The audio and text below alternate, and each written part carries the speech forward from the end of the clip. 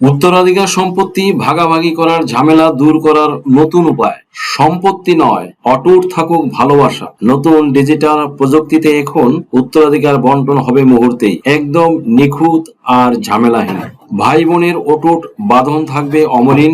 উত্তরাধিকার সম্পত্তির হিসাব বুঝে পাবেন নির্ভুল ও নতুন সহজ উপায়। উত্তরাধিকার সম্পত্তি ভাগাভাগি এখন আর মাথা ব্যথার কারণ নয়। ফিরে আসুক পরিবারের সেই পুরনো আনন্দ ও ঐক্য। পারিবারিক শান্তি বজায় রাখতে এবং ভবিষ্যৎ প্রজন্মকে আইনি জটিলতা থেকে মুক্ত রাখতে সরকারের এই নতুন নিয়ম মেনে দ্রুত সম্পত্তি বন্টন ও রেজিস্ট্রি সম্পন্ন করা উচিত।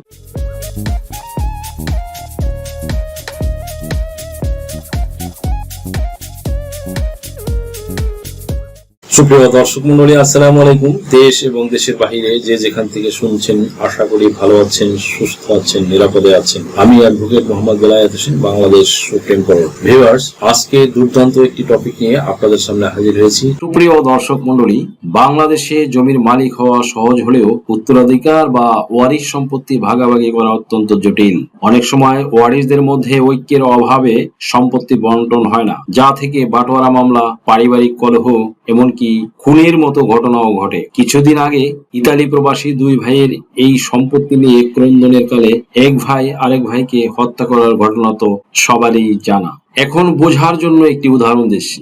মুন্সিগঞ্জের রাসেল ছদ্মনাম পরিবারের বড় ছেলেকে সাহায্য করতে এবং অভাব দূর করতে ধার দেনা করে জাপানে পাড়ি জমান।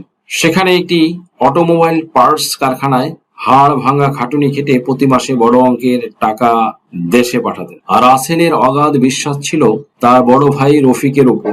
রাসেল যখনই টাকা পাঠাতেন, রফিক তাকে বলতেন, তুই চিন্তা করিস না, তোর নামে একটা ভালো জমি দেখছি আর আমরা যৌথভাবে একটা হার্ডওয়্যারের ব্যবসা দাঁড় করাচ্ছি।